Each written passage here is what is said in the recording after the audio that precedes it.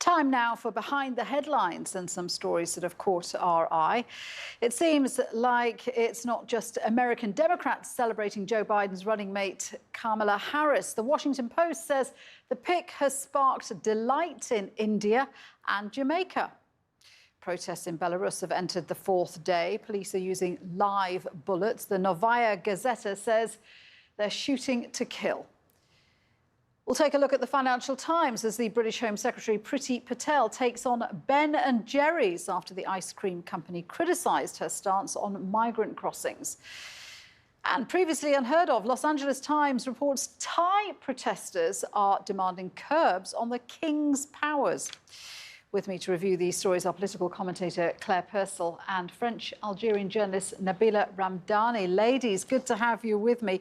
So let's start with the big news in the US. Certainly the pick for the vice presidential candidate for the Democrats, Kamala Harris. People in India and Jamaica queuing up to heap praise on her. Nabila, if she is elected alongside Joe Biden, she would be the first woman, the first black person and the first person of Indian descent to ever hold the job of vice president. A lot of firsts.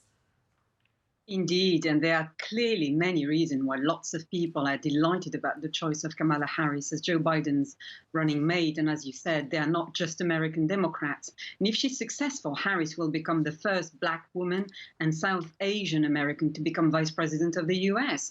And in the wake of the Black Lives Matters campaigns and the masses of support we've been seeing for anti-racism measures around the world, this would be a massive development. And this is why people all over the world are queuing up to heap praise on her and indeed Mr. Biden for choosing her. The two are by no means great friends, it has to be said. We saw that during the Democrat contest to choose a presidential candidate. And they were almost snarling at each other through some debates. And conversely, there is no question of Ms. Harris being chosen for reasons of political expediency and because she would appeal to sizable social groups. On the contrary, she's a very tough political operator with a very sharp legal mind. And Obama did wonders for the image of America around the world when he was elected. But of course, his replacement, Donald Trump, has rather turned back the clock in terms of race relations and equality related to vital issues. So an important thing to say about Ms. Harris is that she's relatively young for a senior American politician. She's in her mid-50s, and Biden is pushing 80, so there would be more than an outside chance of Ms. Harris actually replacing him as president at some point. And not to sound too macabre, he may be too old to contemplate a second term. Well, I think he's actually said he probably doesn't want to run for a second term. Claire, what do you think? It's interesting. Nabila pointed out that Kamala had actually been quite rough on Joe Biden during the primaries when she herself was a possible presidential candidate. She herself says, look, it was just politics. And it is politics, isn't it? I mean, you can go in and face off against someone who you might not have any personal beef with, but in terms of politics, you're trying to make your point. Absolutely. And I find this is a really, really exciting vice presidential candidate to have in the mix. And I think that she is wildly ambitious. I think she's very, very smart. And it's exactly what the Democrats need. And politics is a really cruel game at times. And you have to be very, very tough and you have to go in against your opposition. It's not necessarily personal.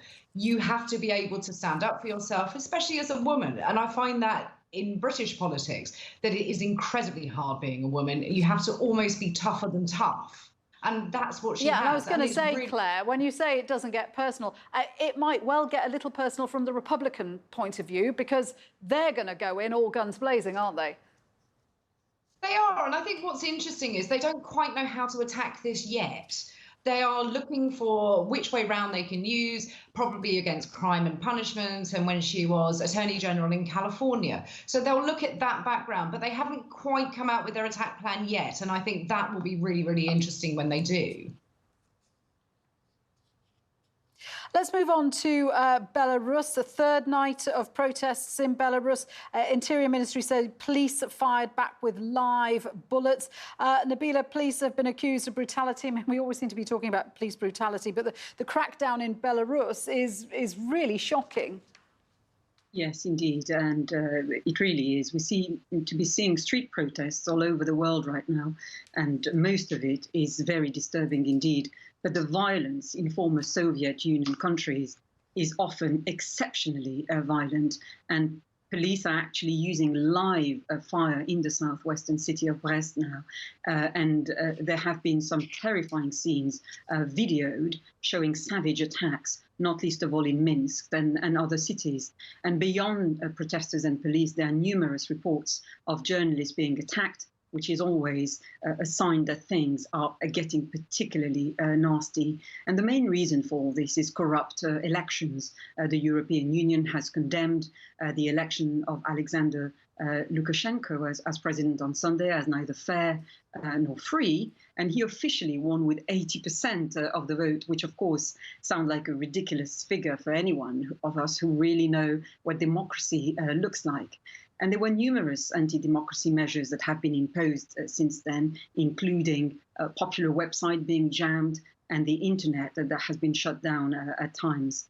A state television says little about the protests, and TV and radio presenters have announced their resignation. So like everybody else, people in Belarus are desperate for fair and free elections that will allow them to choose leaders who genuinely represent them. And the EU is now contemplating imposing sanctions on Belarus, which seems entirely right. It'll be interesting to see how the EU respond, because, Claire, we've got these the strange case of Svetlana Tikhanovskaya, who seems, according to reports, to have been forced to leave Belarus because of threats made to her and other members of her campaign team by the authorities. How can democratic countries, particularly Europe, allow this to stand?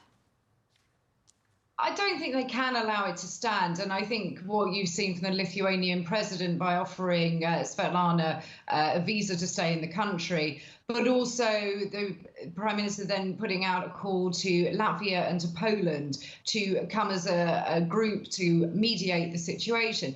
That's what's needed. I do slightly worry when the EU as a whole say we are going to sanction you as a country, because in these kind of protests, that really isn't going to work. I don't think that Alexander Lukashenko is going to pay any attention to those. He's been in power for 26 years. He isn't going to sit around the table and talk nicely. He's already said that the protesters are the unemployed who just need to go and get a job. Now, this is not what we need from a country. And I think that the states around it are doing the right thing by offering to mediate. And that is where we will see these kind of protests die down. Great points there. Let's move on to the thorny issue of the migrants crossing the Channel. These are migrants coming from France into the UK. Now, the ice cream maker Ben & Jerry's has waded in. It's taken on the Home Secretary Priti Patel over the moves to stem these migrant crossings. Claire, the company actually challenged the British Home Secretary over what it calls the lack of humanity shown to migrants. What do you make of that? It's quite interesting when a big brand gets involved in a political issue. Now, I like the fact that they have brought this into the public domain. What I don't like is some of the facts that they've put out there, which just aren't quite right. During my time at the Home Office, I've seen what happens in asylum claims, and a lot of their claims are just false. And stating that the UK has not granted any asylum claims since March, well, the COVID-19 pandemic has put paid to a lot of that. So I do feel it's very unfair.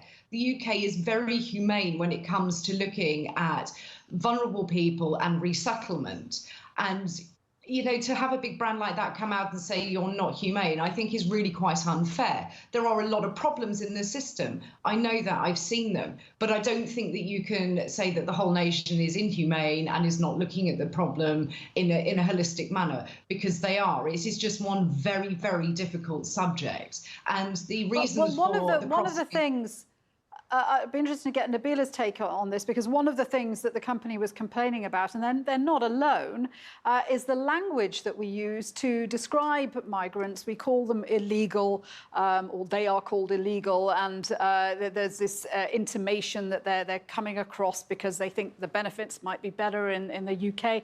Nabila, do you think there's a problem with the way people who often come from very desperate situations are portrayed?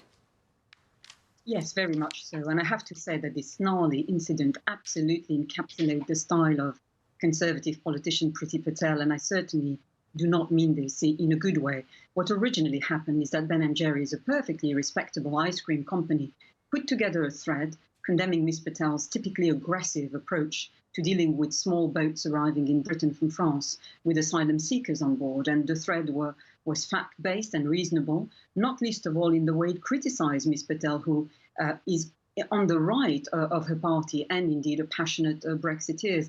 And rather than just ignoring the thread, aides of Ms. Patel made some spiky comments about Ben & Jerry's, even calling it overpriced junk food. Now, the Conservative Party was often frequently referred to as the nasty party, and this kind of incident reminds us of why, really. I think Ms. Patel But is it right that a company gets involved this way? I mean, if you're being utterly cynical about it, you could just say they only got involved because they wanted the publicity. No, I don't think so. I think because it exposes how this all plays into Ms. Patel's notorious reactionary views about immigration, ones which are as simplistic as they are muddled. She effectively believes that Brexit will allow Britain to keep unwanted immigrants out, while ignoring the fact that Britain is a global power where both migration and immigration were common long before the EU.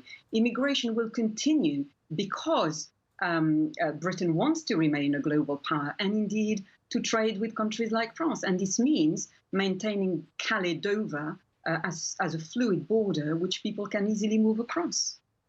Well, obviously, I mean, this is going to be one of those issues that there's going to be a lot of discussion on in the days and weeks and months ahead. Let's move a little further afield into Thailand. Now, this is interesting because we've got protesters out on the streets. And if the viewers can see the picture there, this is actually the sign that appears on the movie mocking the Hunger Games.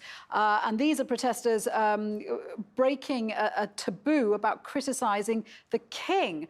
Claire, this is unheard of, because criticising the king is punishable with, I think, 15 years in jail. That's right. And it's quite interesting to see that the problems with monarchy are across the globe, as we've seen with the former King of Spain going into exile in the United Kingdom. We've had our own issues with Meghan and Harry leaving the royal family and leaving their royal duties.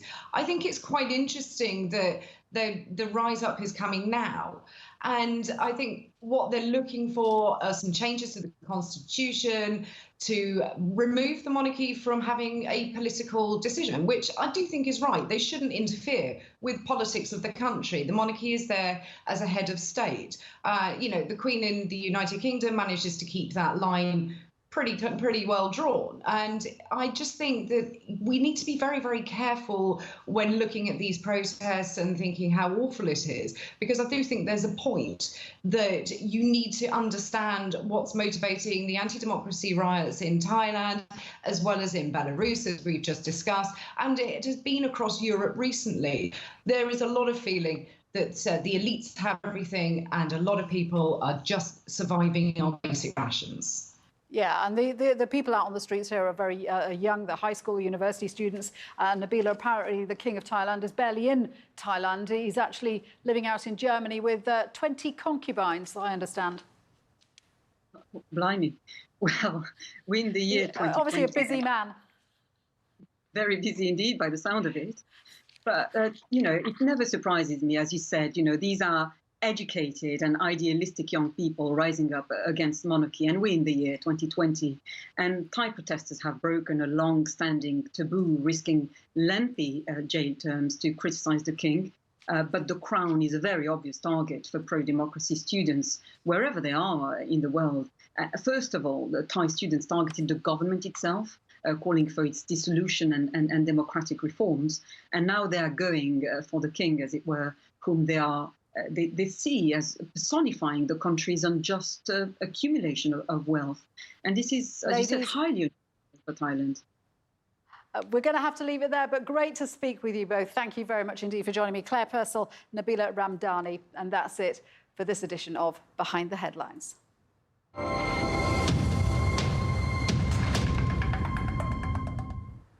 Now, from the feast of the Assumption of Mary into Heaven, one of the biggest festivals in Bosnia, to the prehistoric discovery on the Isle of Wight in the UK. Here's Europe Today.